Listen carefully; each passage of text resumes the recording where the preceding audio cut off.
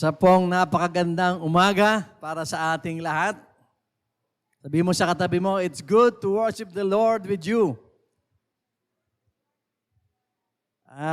Napakabuti po ng Panginoon dahil ngayong umaga ay binigyan niya tayo muli ng pagkakataon para ang kanyang salita ay marinig natin higit pa sa ating pagsamba na ibinigay niya sa atin ngayong umaga. Kaya pakinggan po natin ang mga salita ng ating Panginoon ngayong umaga, mga kapatid.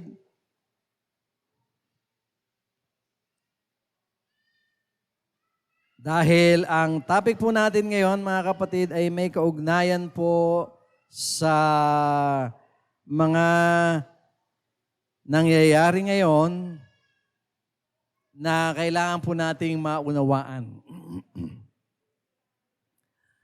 Ilan po sa atin ang merong plano itong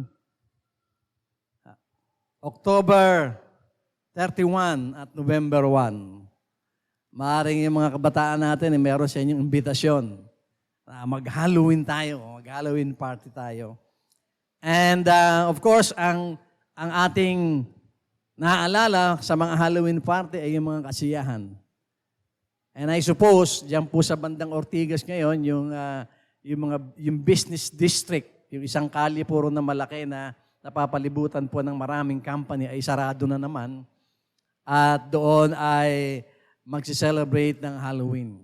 Kasama po ang mga images ng mga mangkukulam, ni kamatayan, ng mga multo at ng iba-iba pang mga images na para sa sanlibutan ay isang kasiyahan. It's fun, sabi nga nila, ngayong darating na Halloween kung tawagin. Pero titignan po natin ngayong mga kapatid, ano po ba ang sinasabi ng Biblia tungkol dito sa tradisyon na ito? Ang tradisyon na ba ito, bang ito ay pwede sa ating mga mananampalataya o ang tradisyon bang ito ay hindi tradisyon ng mga Kristiyano? Bagamat itong tradisyon na ito ay nahaluan po ng mga prayers and everything para to make it look really religious, ay alam naman natin na ito po ay ang mga ginagawa rito ay hindi po naayon sa kalooban ng Diyos. So sa umagang ito, nawa, pagkatapos po ng ating mensaheng ito ay maging malinaw po sa atin ang mga bagay-bagay. Now, when it comes to this season, ang pumapasok sa isip ninyo everywhere you go, pumunta kayo sa department store, pumunta kayo sa mall, pumunta kayo sa tindahan, laging may reminder, may mga images, may mga icon na nagpapaalaala sa atin ng kamatayan. Hindi ng buhay, kundi ng kamatayan. Makakita ka ng malaking gagamba na may sapot, makakita ka ng picture ng kabaong. And meron pong mga tao na sinasamantala itong season na ito para sila po ay mag-ritual ng mga espiritismo at pangkukulam.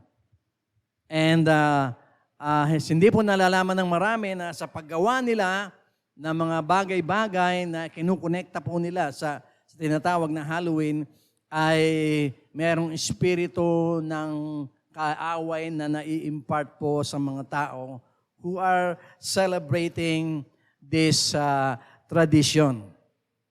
So, nililinaw po natin ito. Ang unang-una, siguro pong tanong sa ating mga isip, mga kapatid, kung kamatayan ang pag-uusapan, kung ang pag-uusapan ay pagpanaw ng ating mga mahal sa buhay, ang tanong natin ay, nasaan ba ang ating mga mahal sa buhay?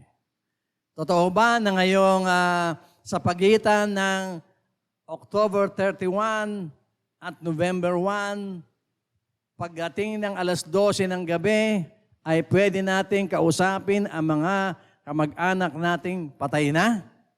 Yun po ang tanong. At totoo ba na kapag naghihiwalay ang October 31 at November 1, ay nagdaratingan ang masasamang espiritu? And all of these things na nakikita natin in tradition, ang tanong natin, anong relevance nito sa mga yumauna? Lalong-lalo na ang mga mahal natin sa buhay. Siguro it's about time that we ask ourselves, ngayong umaga, nasaan na ba talaga ang aking mahal sa buhay na pumanaw na? Kasi po, mayroong mga katuruan na nagmi-mislead sa atin, and because of those misleading teachings, meron tayong mga tradisyon na pinapractice because we truly believe na pag pinractice natin ito, we can connect with our departed loved ones. And maaring ang ilan sa atin ay meron tayong kaisipan, meron tayong hula kung nasaan ang mahal natin sa buhay na umalis na dito sa lupa sa mga pagkakataon na ito. Because ito pong mga katotohanan na ito, mga tanong na ito ay interconnected sa mga tradisyon na nakikita po natin na nangyayari ngayon. So, ngayong umaga ay dadalhin po sa atin ng Panginoon ang katotohanan niya. Sapagkat, katulad po ng sinasabi sa ating sermon message ngayong umaga, sa Juan 17:17, ang sabi po, ibukod mo sila upang maging iyo sa pamamagitan ng katotohanan. Ibig sabihin, ang mga anak ng Diyos, ang mga mananampalataya, ang salita mo ay katotohanan. So, sa mukha ng maraming tanong na ating pwedeng itanong para sa panahon na ito, ang mahalaga ay malaman natin yung katotohanan. Kaya tayo nagtatanong, gusto natin malaman ang katotohanan. Hindi po ba? So kung ang tanong mo, nasa na kaya ngayon ang mahal ko sa buhay? Or ang tanong mo siguro, probably, saan kaya ako pupunta pagkatapos ng buhay dito sa lupa? At tignan po natin kung ano yung sinasabi ng katotohanan ng Diyos. At kaya ngayong umaga, I would like to offer you, brothers and sisters and friends and visitors, yung 3 living truths about our beloved departed. 3 buhay na katotohanan tungkol sa mga pumanaw na mahal sa buhay. So, unang-una po mga kapatid, sinasabi po ng banal na kasulatan at tinuturo sa atin ang katotohanan na ang mga mahal natin sa buhay na namaalam na, number 1, ay walang kinalaman sa tinatawag na Halloween. Maaaring iniisip natin, kasi pag sinabi yung Halloween, parang may holiness doon. Kasi Halloween, holiness. Pero ito pong Halloween and holiness, wala po silang koneksyon sa isa't isa. Sapagkat yung salita pong Halloween ay nanggaling po sa Celtic tradition na bukod po sa holiness. And that's why many of us are being deceived. Noon, ang alam natin, Halloween, this must be a holy tradition. But it truly is not. At pagdating po sa mga mahal natin sa buhay, ay umauna, ay malinaw po ang sinasabi ng Bible na wala silang kinalaman. No, pag binasa po natin ng Bible, there is no mention of Halloween, and there is no mention of the tradition of Halloween in the Bible. In fact, ito po ay tradisyon ng mga Irish, Celtics. Ang Celtics po ay isang religion na ang sinasamba po nila ay yung mga natural things. Ginagalang nila ang lawa, ginagalang nila ang ilog, ang dagat, ang mga puno. Sinasamba nila yung mga bituin. Yun po yung mga Celtics. And ayon po sa mga sinasabi ng iba, and ayon po sa mga research, ay meron din silang practice ng pag-aalay ng buhay ng tao sa panahon ng pagsamba nila sa kanilang mga Diyos-Diyosan. Kaya ito po yung pinanggalingan ng Halloween. Mga Irish po, mga Celtics. And kaya nga, unang-una, wala pong kinalaman yung mga kamag-anak natin na nandun na sa kabilang buhay sa Halloween. Unang-una, they are not Celtics. Kundi ang mga kamag-anak natin, either they are Christians o they are Filipinos na wala sa tradisyon natin itong Halloween na ito.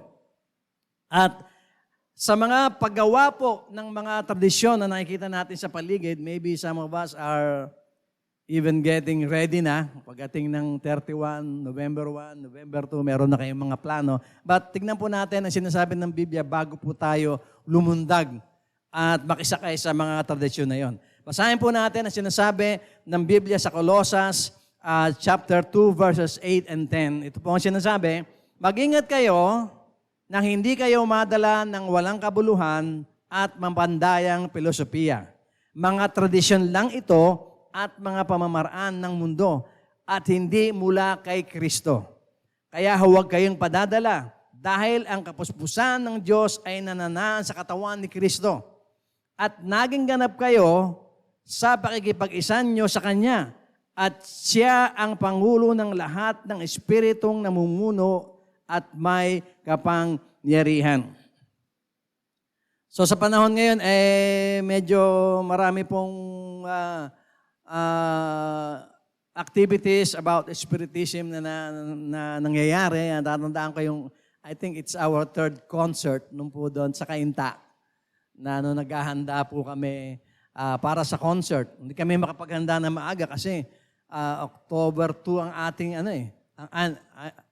October yung ating activity, pero sa gabi meron pong activity yung mga nag-Halloween. At yung pong gym na pinuntahan natin ay nandun po lahat ng mga displays nila about Halloween. And as we were preparing, of course, tradisyon natin yung bago tayo mag-concert for the Lord, pinagpipray natin yung lugar. Inikot ko po yung buong gym, pati yung mga kwarto niya sa tabi. At ako po ay nagulat dahil ang nakita ko po ron ay kahindik-hindik talaga.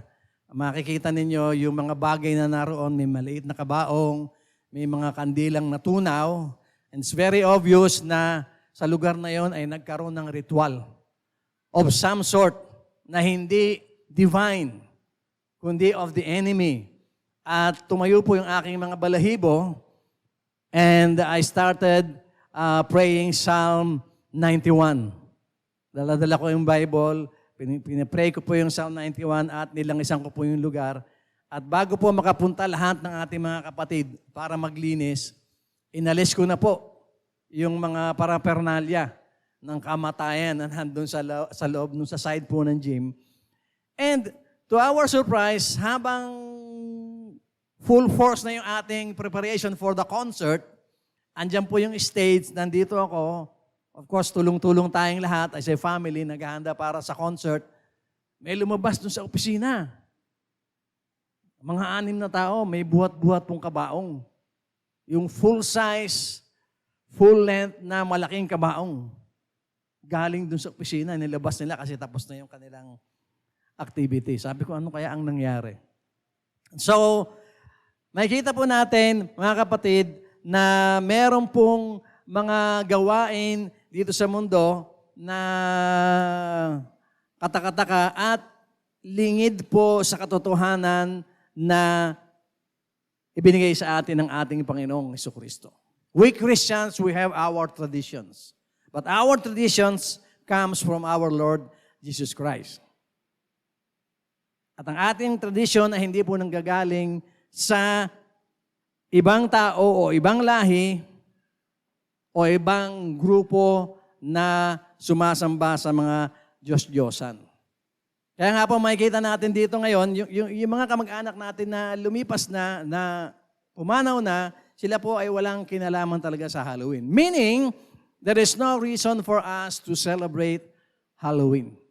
Because it has nothing to do with our departed loved ones. To many of us, alam natin kung nasan ngayon ang ating mga mahal sa buhay. Mamaya po, pupuntahan natin yon. Pero bear in mind, mga kapatid, na we are not supposed to celebrate this Halloween dahil hindi ito tradisyon ng Kristiyano. At ito po ay associated with witchcraft, with death, and evil spirits. In fact, yung mga totoong malalim ang paniniwala tungkol sa Halloween, sila po ay nagkiklaim na during October 31 sa madaling araw, magpapalit po ng araw, yun daw pong manipis na division between the physical realm and the spiritual realm ay numinipis. At pagkakataon na ng mga mangkukulam at mga espiritista na imbitahin yung mga evil spirits. Bakit po nila gustong imbitahin yung mga evil spirits? Para lumukas ang kanilang kapangyarihan. Bakit hindi nila imbitahin si Lord? Bakit hindi nila imbitahin yung mga anghel? Bakit ang inaabangan nila yung evil spirits? Because they believe yung mga evil spirits na yon can give them evil powers. And of course, ang desire ng mga mangkukulam at mga espiritista ay maging strong yung kanilang kapangyarihan.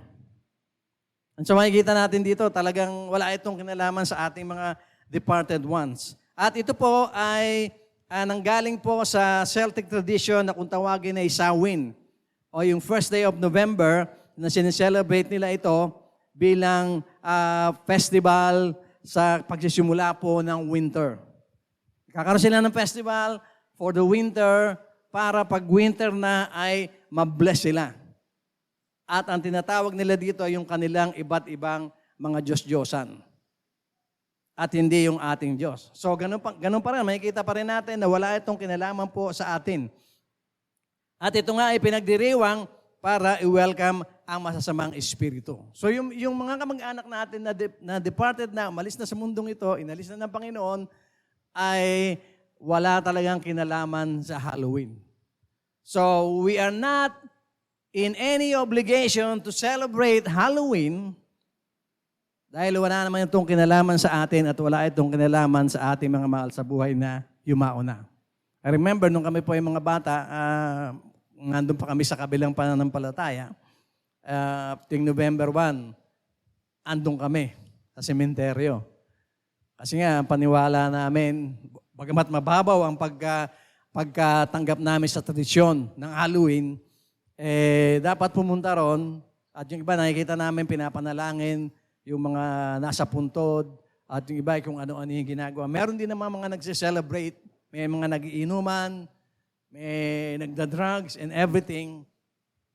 Pero somehow, we felt na connected kami sa tradisyon na yon dahil ito ay isang religious tradition na hindi naman connected dun sa dati nating pananampalataya din. Sapagkat ito po ay tradisyon ng mga Irish Celtics.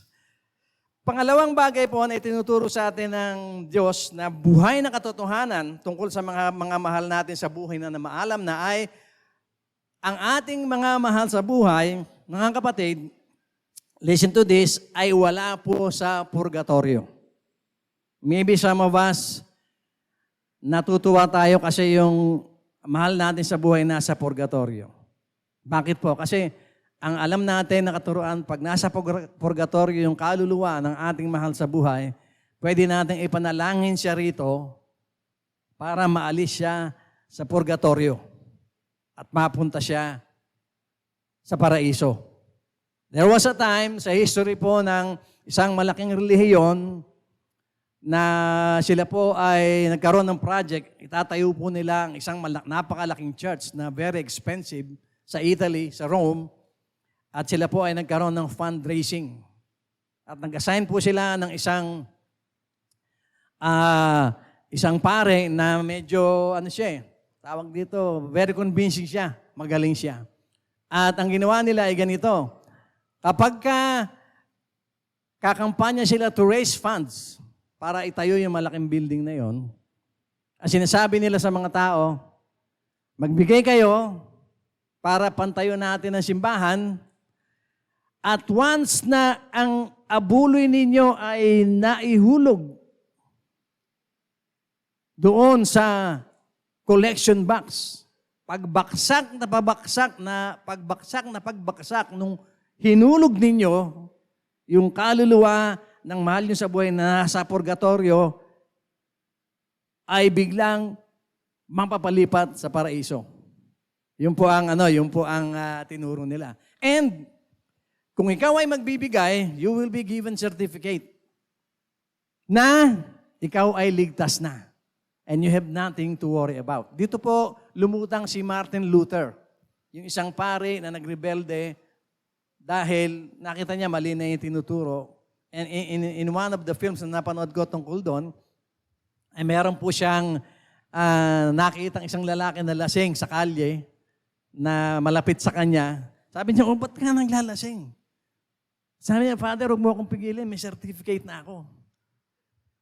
Sigurado na ako pupuntang sa langit kahit ano aking gawin.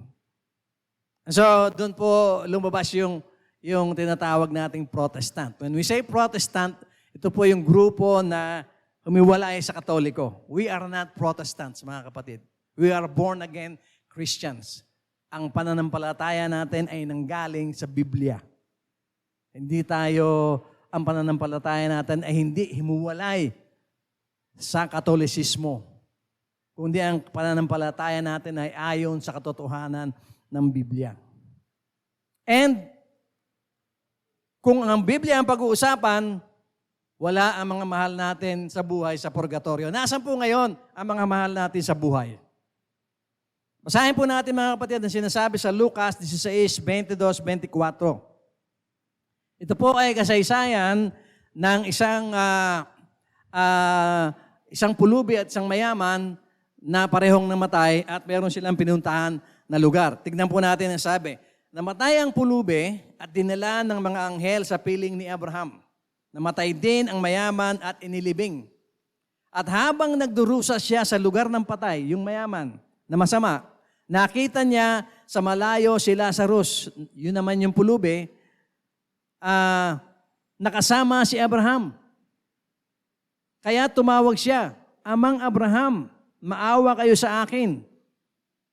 Utusan niyo po si Lazarus na isawsaw ang daliri niya sa tubig at ipatak sa dila ko para lumamig-lamig naman ang pakiramdam ko dahil hirap na ako dito sa apoy. So tignan po natin yung picture. So nasa isang lugar sila na meron pong tatlong, pag binasa po natin patuloy yung verse, may tatlong segment. Yung isa po yung tinatawag na place of torment o yung lugar ng parusa. And then, yung isa po naman yung paradise. Paradise not yet the heaven. Hindi pa po ito yung kalangitan. And then sa gitna po noon, may malalim na bangin kung saan nakakulong yung mga nagrebelding anghel sa ating Panginoon. So it's a place, it's a holding place na pinupuntahan ng mga mahal natin sa buhay kapag sila ay yumao, kapag tayo ay yumao at hindi pa dumarating ang judgment day, doon po tayo pupunta. Pero it's a temporary, spiritual abode of our souls. Temporary po yon. Kasi pagdating ng judgment day, yung nasa place of torment, yung nasa paradise, ay dadalhin sa langit, yung nasa paradise. At yung pong nandun sa place of torment, of course, ang punta nila sa dagat-dagatang apoy. It's very similar po sa prinsipyo ng ating tawag dito, kulungan. Nalimutan ko yung tawag sa termino sa kulungan. Dito po sa atin, halimbawa, ikaw ay nagkaroon ng kaso. Ikaw ay nakapatay. And you have been found guilty. At ang parusa mo ay kamatayan. By lethal injection, halimbawa, hindi ka naman agad-agad ililital injection.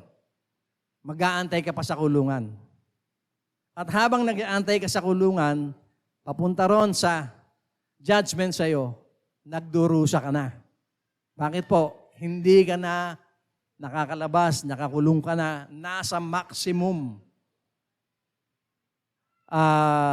security facility ka. Kasi hinusgahan ka na ikaw ay papatayin din dahil sa iyong crime. Ganon din po sa atin when it comes to our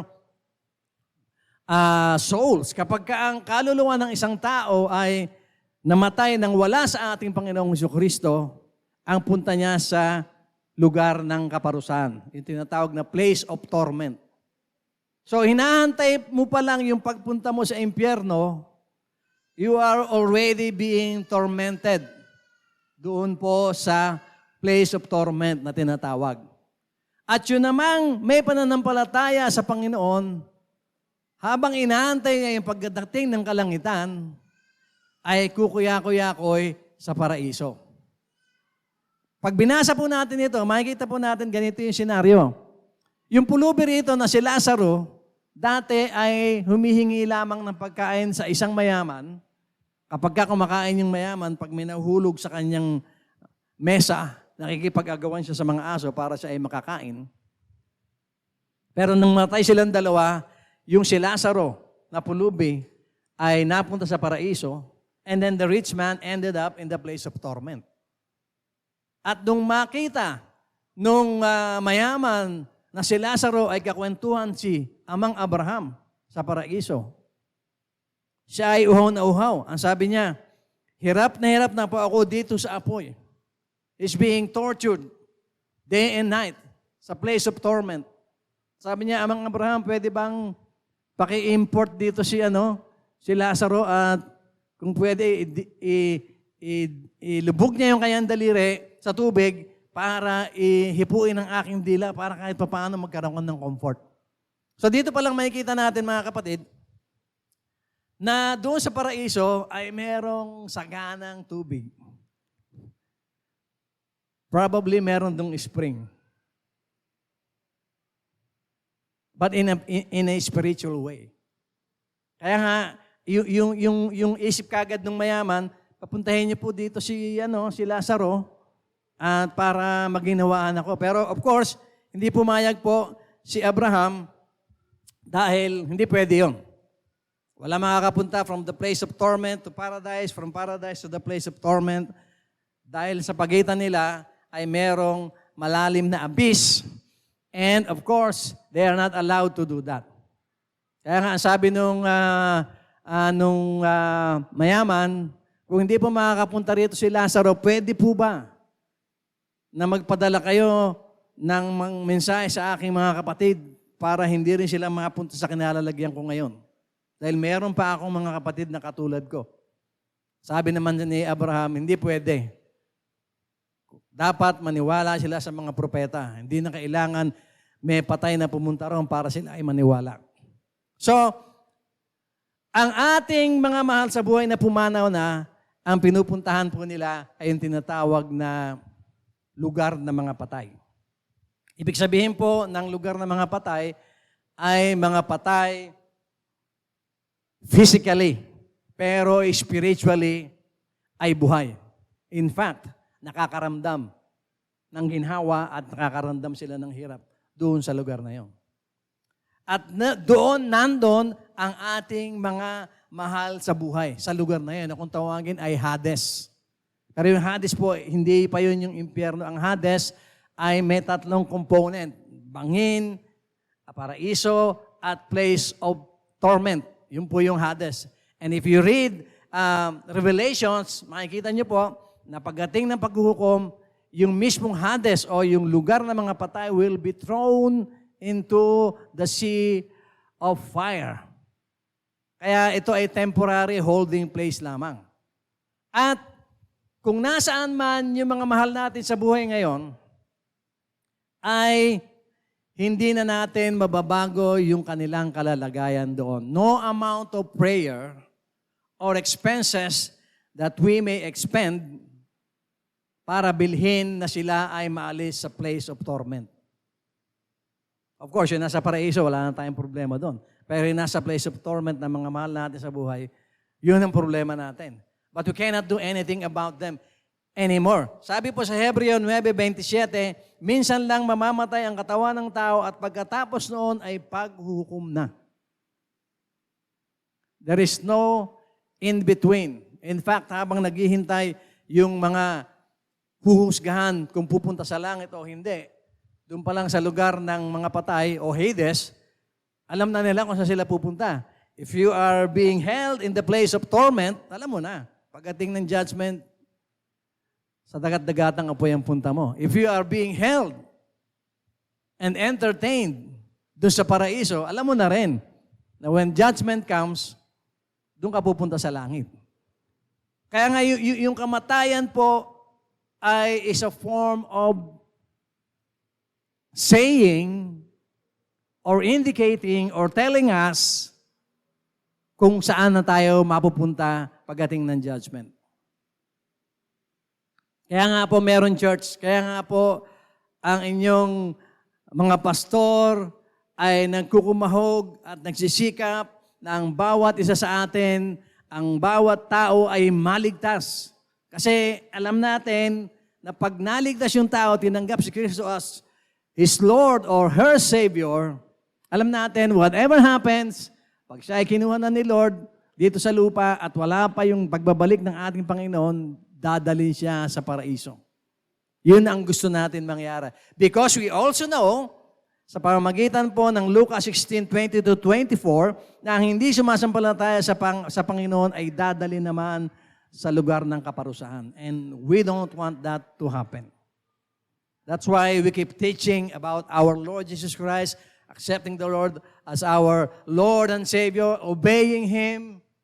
Di po ba? Mabuhay ng banal, mabuhay ng ayon sa kalooban ng Diyos dahil tayo ay ligtas na. At yung hindi pa ligtas ay maligtas na because alam natin na meron silang tiyak na pupuntahan. And it has nothing to do with Halloween. Wala po yung kinalaman doon. Kaya importante po na maunawaan natin na ang mga mahal natin sa buhay, if they believe in the Lord, kung sila ay sumampalataya sa ating Panginoong Jesucristo, nandun sila sa paraiso ngayon. The likes of our brothers and sisters, Sister Lani, Brother Joey, at iba pa natin mga kapatid na pumanaw na, we know na buhay sila at mas maganda ang kalalagayan nila sa atin. And so we don't have to do anything for them anymore dahil sila ay kinupkupan na ng ating Diyos. At doon naman sa mga alam natin, maaring mahal natin sa buhay, kakilala natin, na alam natin na pumanaw na wala sa Panginoon o hindi naniniwala sa Panginoon, alam na natin kung saan sa pupunta. Sa place of torment. And there is nothing also that we can do about them. Kaya nga, it's a good thing kung ang mga mahal mo sa buhay, mga kaibigan mo ay siniran mo ng salita ng Panginoon dahil nagawa mo yung tungkulin mo na sila ay iligtas sa tiyak na kamatayang espiritual. Dahil lumipas man ng panahon, hindi man nila tanggapin ang ating Panginoong Jesucristo, nagawa na natin yung kabutihan na sila ay aralan ng kaligtasan. At nawa magawa po natin yun palagi. Kasi every second ay napakarami pong mga kaluluwa ang pupunta ngayon sa place of torment doon po sa Hades o sa lugar ng mga patay. So that's where our relatives or people that we know went nung sila po ay kunin na ng Panginoon dito sa lupa. At di na natin mababago yung status nila.